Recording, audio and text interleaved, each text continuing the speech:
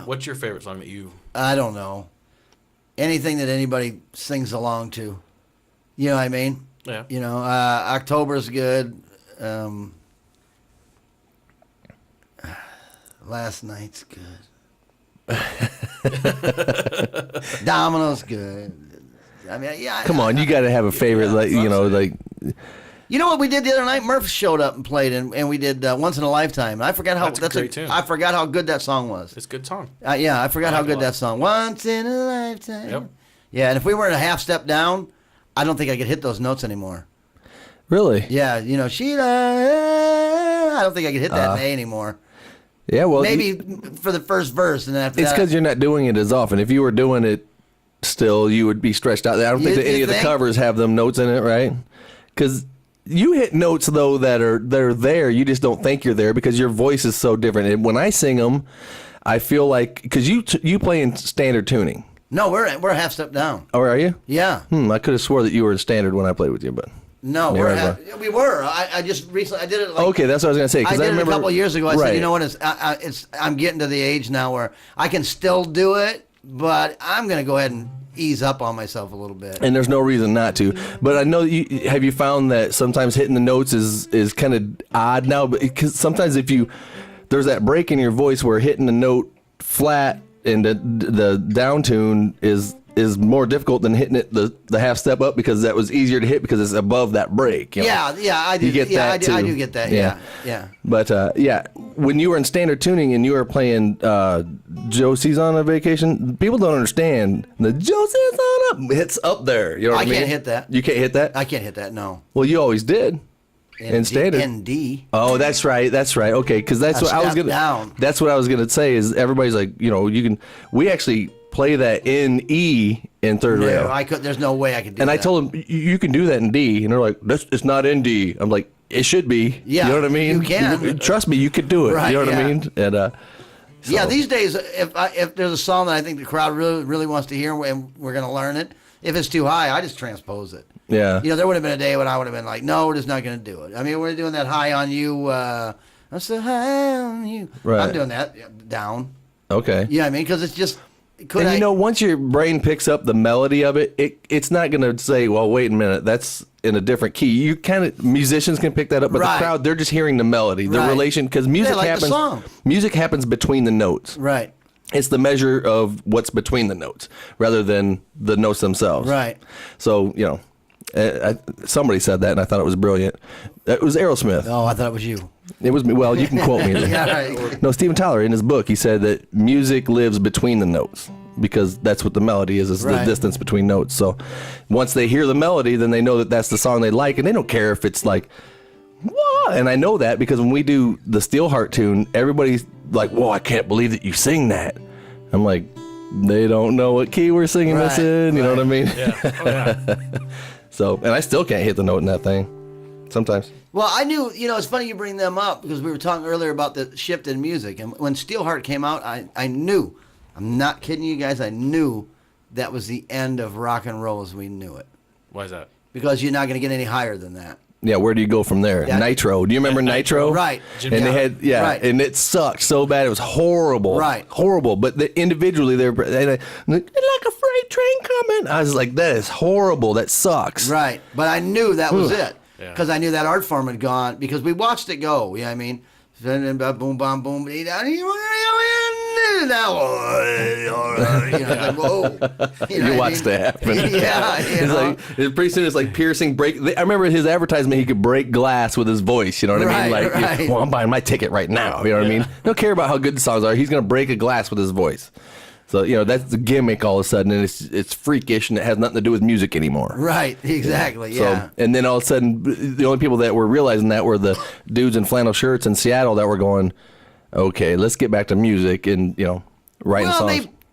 They pushed all the Madonna girls out of music, and I just think that's fucked. You know what I mean? Well, they changed the music always has a style that goes with it, or some sort of, you know, fashion show that goes with it. And unfortunately, grunge brought the ugly, greasy-haired, depressed thing. They said no more really good guitar players. Right. Let's go to Starbucks. you got to drink coffee now. You better like poetry. And Bill, it's going to be awful sad. I remember sitting in my one-room efficiency apartment with my first girlfriend, and I don't know what year it was, but I remember I was sitting there in the living room, Indian style, in front of the TV. We didn't have much, and Nirvana came on MTV. And I watched the video, and I was like, this has got some good energy. And I really, really was so stupid that I felt bad for them that they didn't have a lead guitar player. I thought in my head, I said, these poor kids don't have. Yeah, they can't. They don't have a lead guitar player. I literally thought about. They were pushing you right the fuck out the door. What's MTV's number? I'm gonna call them and see if because this song ain't that bad. You know what I mean? They need to get a lead guitar player though, and they need to change their shirts. Right, and wash their hair. Right, yeah, and then all that goes down, and then what happens? Quadruple platinum. Yeah, but even after that, we find a fucking gem in the rough, and with the Foo Fighters, and one of the best fucking songwriters, and the you know what I mean, it's like, are you sitting in the me? back? Yeah, he is so fucking talented, I can't even believe it. Yeah, you know what I mean. That dude's a great drummer. He's a great songwriter. He's a great singer. He's a great, you know what I mean. It's just crazy how good he is. Yeah, he's definitely a talented kid. You remember when Prince was on Super Bowl? Absolutely. And he came out and did that Foo Fighters song. You know you're a motherfucker if Prince is covering your song. This is true. You know what I mean? You got the best musician in the world out there covering one of your songs. Yep. You can pat yourself on the back on that one. Oh, definitely. You know what I mean? So do you think Prince started out in a cover band? You know what? I don't know how he started out.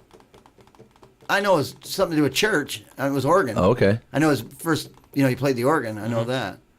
How does somebody like Prince is just, that's a rare breed right there. I remember when he was on the Super Bowl, I got chills just because when you're watching him, you're watching a true performer. Yeah. And He's you're the watching, best musician in you're the world, watching the best of the best. That's the top of the food chain right there. Right. He might not be the best guitar player, the best singer, whatever it is.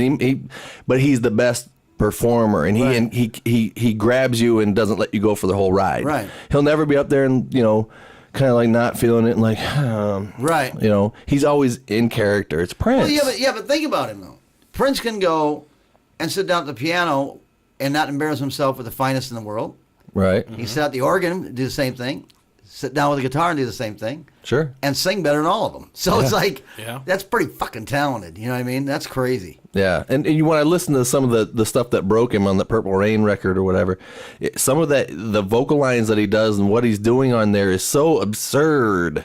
Right. I mean, the way he's screaming. And the way he puts things together and turns it into music. It's crazy. Yeah. Didn't he make the whole record himself? Or is that a photo? What, Purple Rain? Yeah, I heard that he played everything on that. Oh, I you know what? I don't know. I bet he did. Yeah. I don't know. I bet he did. It wouldn't surprise me. Yeah, I don't have to do a research on that. But even when he had, that band, most of them didn't have anything to do with it. They were just live. You know what I mean? Was that was Jesse Johnson on the 1999 video? Is it? No, Jesse wasn't in the band with Prince. Prince put together The Time. Okay. With Morris. And, okay. Yeah, he was brilliant. He thought, I'll put this band together, get him a record deal.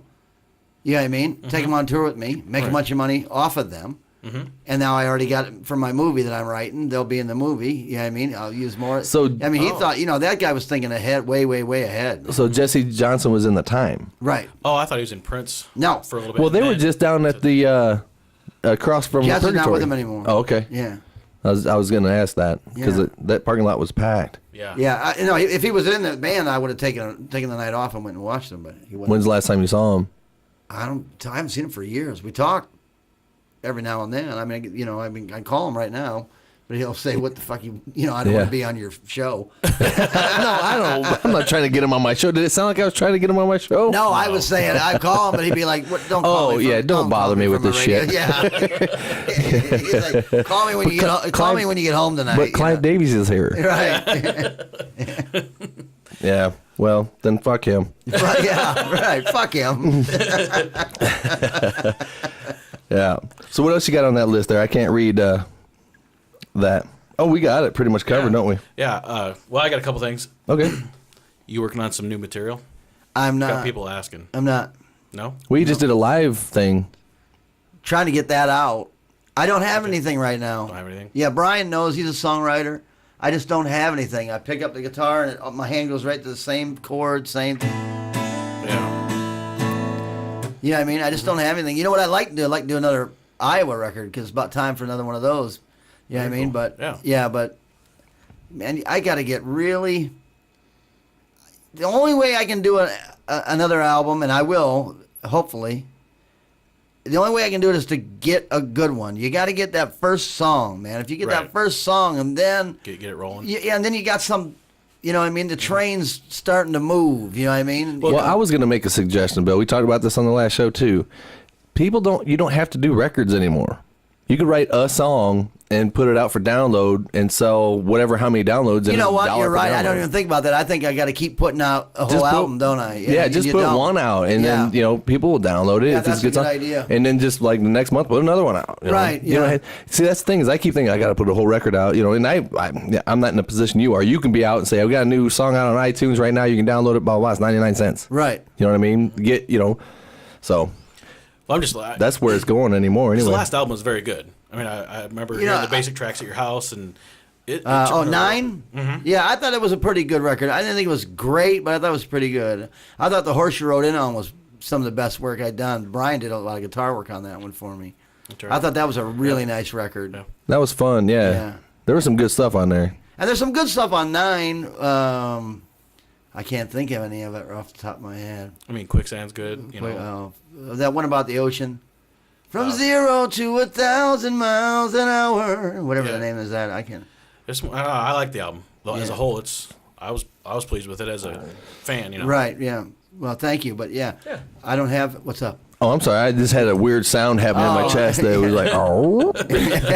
He's hungry. Yeah. It's not a hunger thing. I think it's like finally that coffee's hitting the spot or something down there. So, out of all of the albums that you have done, which one do you like as a whole now?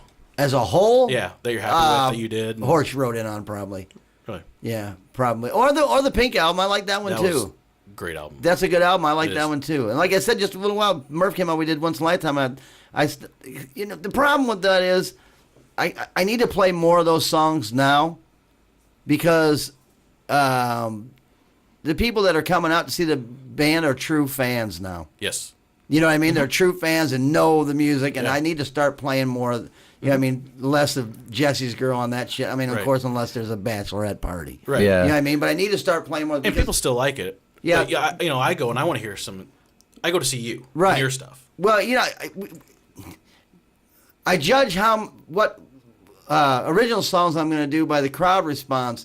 And the bad part about it is that album came out in 1991, and I'm still thinking it's 1991. It's not, is it?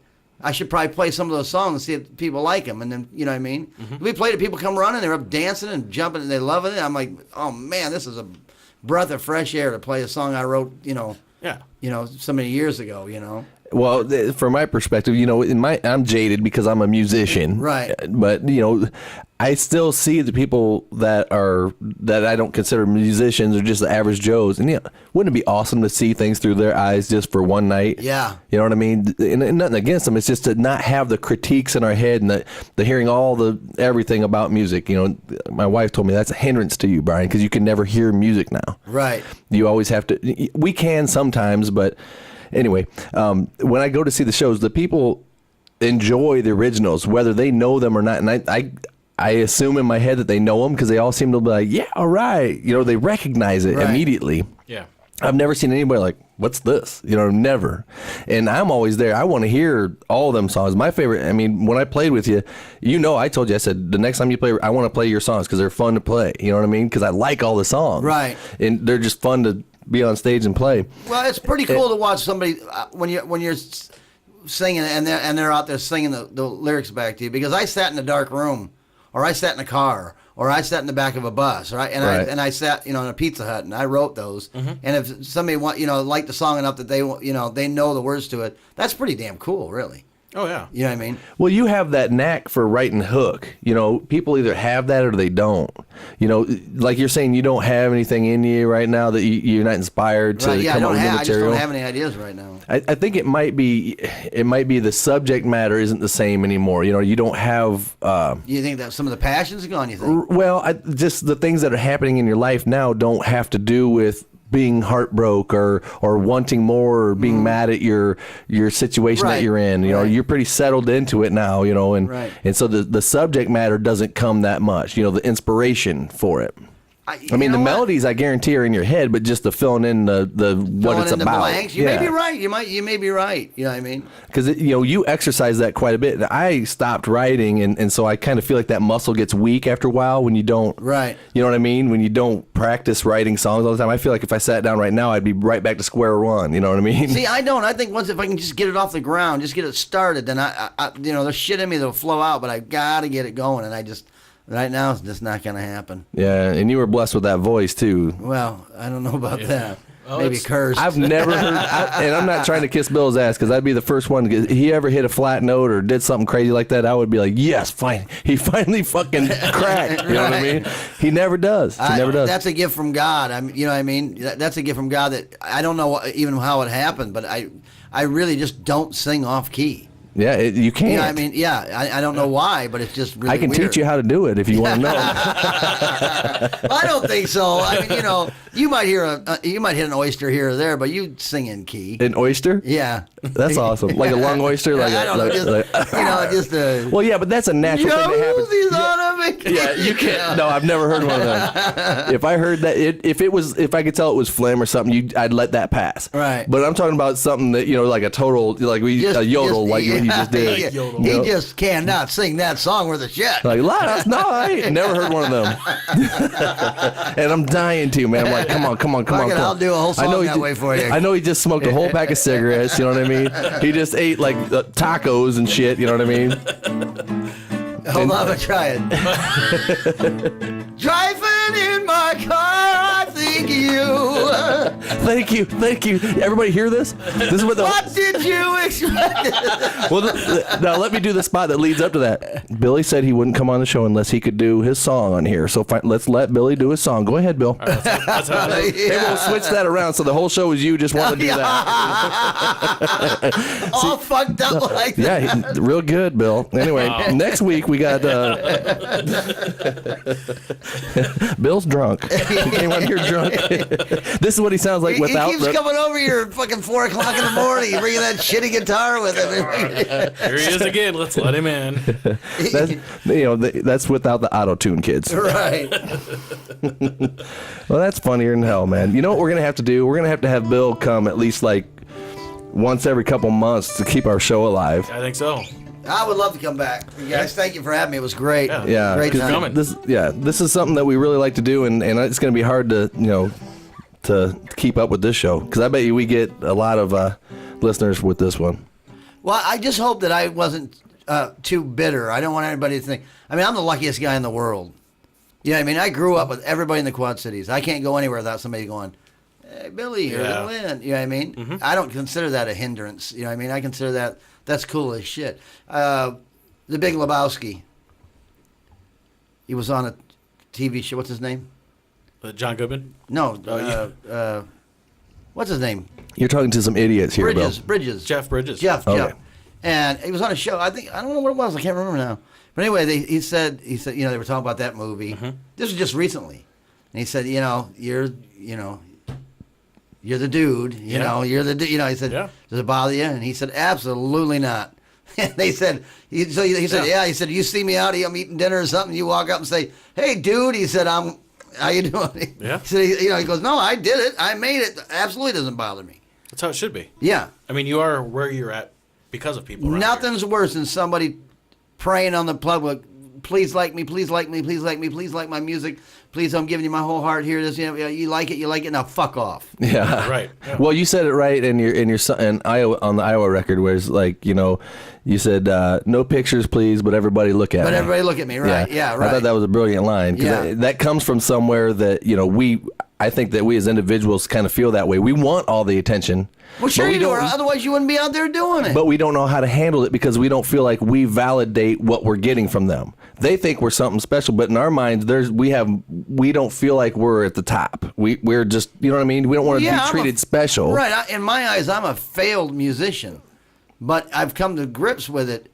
If you think I'm something special, knock yourself out. But like I said, failed musician is not a title I would associate with Bill Peiffer at all. And the reason I say that is because when you say failed, you're talking about the monetary, the money, the position. Yeah, I'm talking about that stupid kid. Right. You know what I mean? I'll tell you right now that 100, I'll bet you 100 years from now, you will still be talked about in the Quad City area. Well, you know what? That would be an awful. It'd be an awful thing. It'd be horrible. That'd be awful. It'd be horrible. That'd be terrible. But you know, it is kind of something to think about, isn't it? You know what I mean? Well, you're the guy. You're the guy that left that footprint. I mean, you're going to be remembered as, you know, for a long time because you really made a mark here. And I don't know if it was the timing, because then, you know, this is something I want to talk about. When you put out a record, that was kind of unheard of for bands around here to be putting out records. Right. Yeah. And so that kind of set you apart from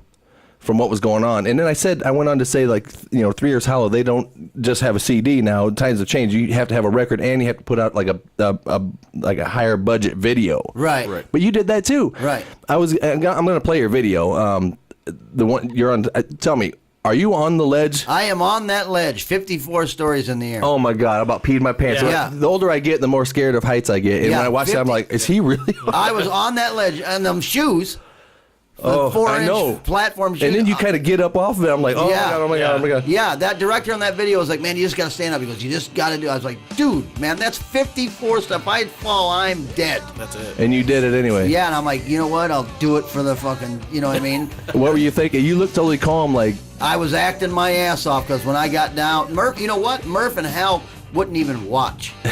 Really? They would not even. I'm telling you, I'm being honest with you. They would not even watch. They were like, you know, they were like, Bill, don't do it. It's not worth it. It's not. I'm like, I know it. He's like, just get out. I'm like, I go, you ready? He goes, yeah. I go, hit it. And he got up there and I did that first line. You know what I mean? And the bad part is, if you watch the very, very, very first part of that, you'll see my foot take a little step backwards. Ooh. You know what I mean? And that's not. And I'm like, oh, fucking, I'm gonna do it. And then I mean, when I got down, I leaned forward to make sure if I'm falling this way. Yeah. You know what I mean? Oh my God. Yeah. Wow. Yeah, 54 story. There's not even a 54-story building around here. You know Oh what my I mean? God. It's tough to watch. Yeah, it was. Yeah. And, you know, Yes, it is. and for some reason I thought that was kind of edited to make it look like that, but then I got thinking they didn't do that type of thing. Then you were I was on there. there. I was on that ledge.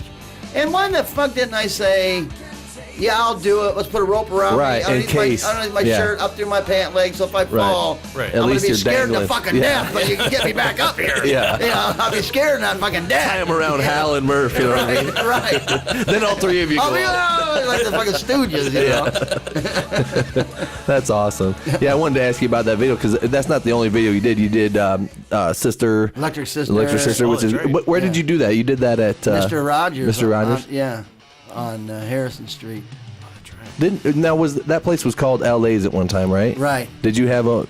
I had two partners. We opened it up. I was a partner, and then right before it opened up, they decided they wanted to make it a disco type thing instead. So No. yeah, And so you they can't- bought me out, but it was too late. They'd already called it LA's. You know what I mean? So Yeah. yeah, they bought me out before it opened.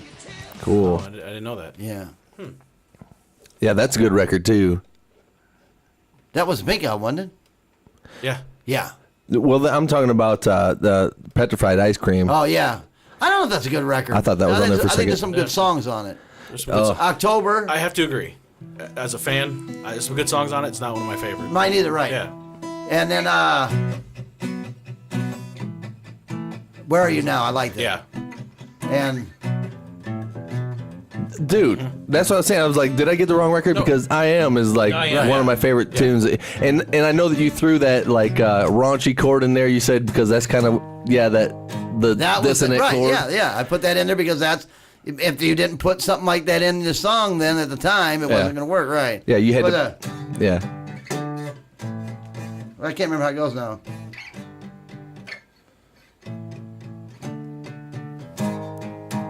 That's it. Yeah, it used to be a time where, everybody was happy with just their chocolate shakes. Right. And then all of a sudden it's like, no, man, chocolate shakes ain't good anymore unless you put a raisin in it. Right. You know what I mean? It's like, What the hell did you put a raisin in it? No, a golden raisin. no, and see, that fucks the whole shake up. No, it makes it cool, man. It's got a raisin in it. Well, I'll try it. So you put a raisin in your shake to make them all happy. I want to be cool, right?